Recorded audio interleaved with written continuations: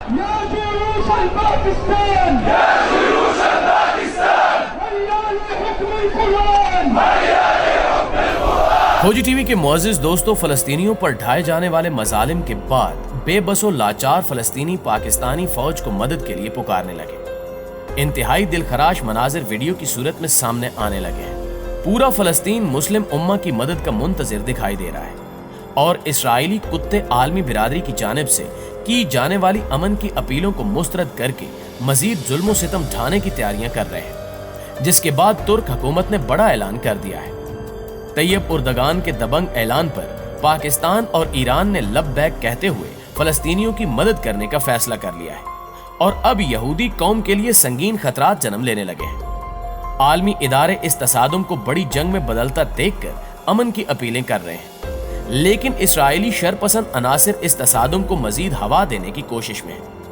ताज़ा तरीन रिपोर्ट्स के मुताबिक ईद उल फितर से पहले फलस्तीनियों पर इसराइल ने क़यामत ढा दी है। इसराइल की जानिब से गजा पर वहशियाना बमबारी की गई। 130 हमलों में कई रिहायशी इमारतें निशाना बनी। खौफ से सहमे लोग जान बचाने के लिए इधर उधर भागते रहे। मजलूम मुस्लिम बच्चे खौफ से चिल्लाते रहे। बमबारी से शहीद फलस्तीनियों की तादाद 28 हो गई, जिनमें 10 बच्चे भी शामिल हैं, जबकि 180 फलस्तीनी जख्मी हुए हैं। अफसोसनाक खबर यह भी है कि इन हमलों में हमास के 15 कमांडर्स भी मारे गए।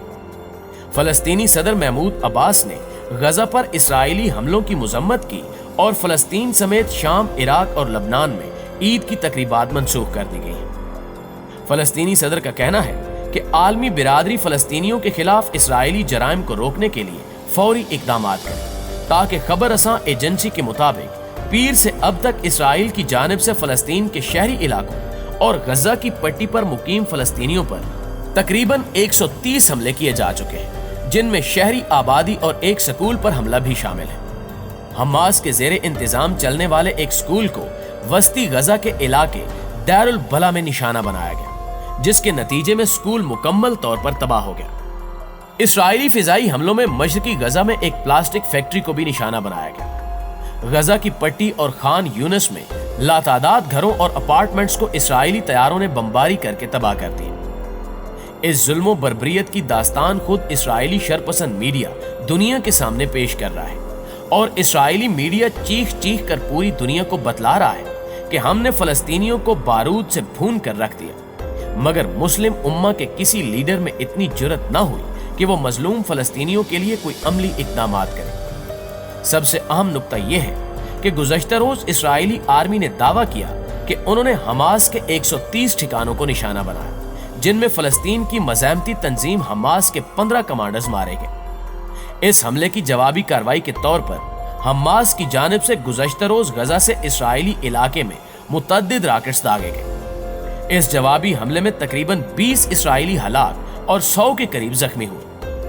हमास की जानिब से इसराइल पर किए जाने वाले हमले के फौरी बाद इसराइली वज़ीर आज़म नेतन्याहू ने बयान जारी किया था कि इसराइल हमास के हमलों का भरपूर ताकत के साथ जवाब देगा और हमला करने वालों को इसकी भारी कीमत चुकाना पड़ेगी। और ताज़ा तरीन खबर के मुताबिक इसराइली बमबार तैयारों ने गजा की पट्टी पर मौजूद हमास पर क़यामत खेज बमबारी की है, जिसने जुल्म सितम की एक नई दास्तान रकम कर दी है।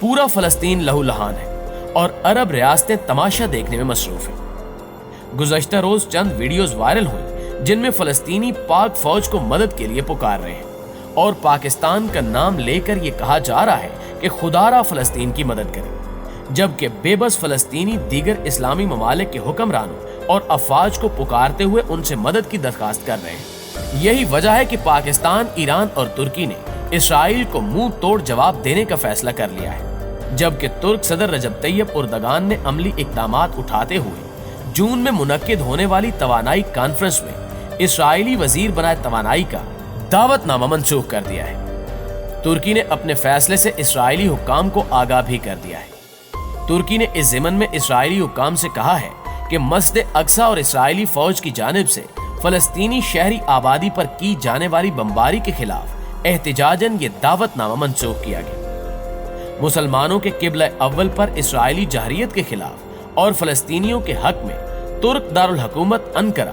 और इस्तंबुल में हजारों अफराद ने इसराइली सिफारतखाने के बाहर एहतजाज किया। ترک مظاہرین ریلی کی شکل میں اسرائیلی سفارت خانے پہنچے اور موبائل کی ٹارچ جلا کر فلسطینیوں کے ساتھ اظہار یکجہتی کیا۔ یہی نہیں بلکہ ترک صدر رجب طیب اردگان نے مسلم ممالک کے سربراہان کے نام جاری کردہ بیان میں کہا کہ اب مظلوم فلسطینیوں کا عملی طور پر ساتھ دیا جائے۔ اس مقصد کے لیے تمام اسلامی ممالک ایک پرچم تلے جمع ہو جائیں۔ ناظرین گرامی، یہاں آپ کو ایک اور اہم خبر بھی دیتے چلیں کہ مسجد اقصی پر اسرائیلی جہریت کے خلاف مشترکہ لاہ عمل کے لیے ترکی کی میزبانی میں ہنگامی ورچوئل کانفرنس ہوئی۔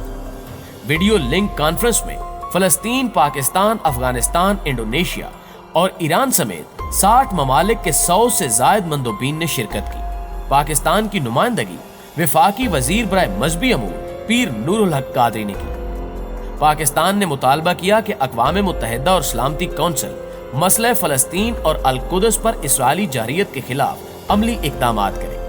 مذہبی آزادی اور انسانی حقوق کے لیے کام کرنے والی عالمی تنظیمیں اسرائیلی مظالم کے خلاف آواز اٹھائیں۔ پاکستانی حکام نے دنیا کو باور کرایا کہ پاکستان بطور ریاست اور بطور حکومت فلسطینی قوم کے ساتھ اپنا اخلاقی، سیاسی اور سفارتی تعاون و حمایت جاری رکھے گا، اور یہ کہ مسجد اقصی کی بے حرمتی اور نہتے فلسطینیوں پر انسانیت سوز مظالم ناقابل قبول ہیں۔ مسجد اقصی کی بے حرمتی اور بربریت کے واقعات کسی ایک مذہب یا قوم کے خلاف نہیں بلکہ ایک انسانی المیہ ہے۔ مسلمانوں کا القدس یعنی بیت المقدس کے ساتھ دینی، قلبی اور روحانی تعلق ہے۔ القدس تمام ادیان، مذاہب اور ثقافتوں کا مرکز ہے۔ اسرائیلی فوج کی بزدلانہ کارروائی مذہبی آزادیوں اور دینی حریت پر حملہ ہے۔ پاکستان کے اس بیان کے بعد عالمی دنیا میں ہلچل محسوس کی جا رہی ہے اور اسرائیل شدید خوفزدہ ہے، کیونکہ پاکستان ہی وہ واحد اسلامی ملک ہے جو اپنی میزائل ٹیکنالوجی کی مدد سے اسرائیل کو نیست و نابود کرنے کی صلاحیت رکھتا ہے۔ یہی وجہ ہے کہ اب پاکستان نے اسرائیل کو سنگین نتائج کی دھمکی بھی دے ڈالی ہے۔ معزز ناظرین گرامی، دوسری جانب اسلامی تعاون تنظیم یعنی OIC نے مقبوضہ مشرقی بیت المقدس میں اسرائیلی فوج کی طرف سے فلسطینیوں کے خلاف طاقت کے وحشیانہ استعمال کی شدید الفاظ میں مذمت کی اور عالمی برادری کی توجہ اس ظلم و ستم پر مبذول کرانے کا عزم ظاہر کیا ہے۔ مسجد الاقصی میں نمازیوں پر حملے، شیخ جارہ کے نواحی علاقے اور غزہ میں کشیدگی میں اضافے کے تناظر میں نیو یارک میں اسلامی تعاون تنظیم کا ہنگامی اجلاس ہوا، جس میں تنظیم کے رکن ممالک کے سفیروں نے فلسطینیوں کے خلاف حملوں کو انسانی اقدار اور انسانی حقوق کے قوانین پر حملہ قرار دیا۔ اس حوالے سے اقوام متحدہ میں پاکستان کے مستقل مندوب منیر اکرم نے فلسطینیوں کے خلاف اسرائیلی پرتشدد کارروائیوں سے متعلق مشترکہ بیان جاری کرنے کی تجویز دی، جس کی اسلامی تعاون تنظیم کے اجلاس نے متفقہ طور پر منظوری دے دی ہے۔ منیر اکرم نے فلسطینیوں کے ساتھ واضح اور بھرپور اظہار یکجہتی کی ضرورت پر زور دیا۔ انسانی حقوق کی عالمی تنظیم ایمنسٹی انٹرنیشنل نے فلسطینی عوام کے خلاف اسرائیل کے جاری مظالم کی مذمت کرتے ہوئے کہا ہے کہ مقبوضہ یروشلم یعنی بیت المقدس میں اسرائیلی سیکیورٹی فورسز نے فلسطینی مظاہرین کے خلاف بار بار غیر ضروری اور ضرورت سے زیادہ طاقت کا استعمال کیا ہے۔ ایمنسٹی انٹرنیشنل نے اقوام متحدہ کی سلامتی کونسل کے اراکین سے مطالبہ کیا کہ اس معاملے پر اوپن سیشن بلایا جائے۔ امریکہ اور برطانیہ نے بھی مشرق وسطی کی صورتحال پر تشویش کا اظہار کرتے ہوئے فریقین سے پرامن رہنے کا مطالبہ کیا ہے، لیکن اسرائیل امن کی بھاشا کو سمجھنے سے قاصر دکھائی دیتا ہے اور طاقت کے بے دریغ استعمال کی وجہ سے اسرائیل کے خلاف کارروائی کرنے کے لیے ترکی میدان میں آ چکا ہے، جبکہ ایران اور پاکستان نے بھی ترکی کے ساتھ مل کر جوابی حکمت عملی طے کر لی ہے۔ اب دیکھنا یہ ہے کہ آنے والے دنوں میں امریکہ اور عالمی ادارے اس حوالے سے کیا کردار ادا کریں گے، اور کیا اب کی بار بھی یہود قوم کو مغرب کے دوگلے قوانین کا سہارا لیتے ہوئے بچا لیا جائے گا، یا پھر فلسطین کے مظلوم مسلمانوں کے خون کا حساب لیا جائے گا۔ معزز دوستوں، فلسطین کے حوالے سے پیدا شدہ صورتحال پر آپ دوستوں کی رائے کیا کہتی ہے؟ کمنٹ کر کے ہمیں بھی ضرور بتائیے گا۔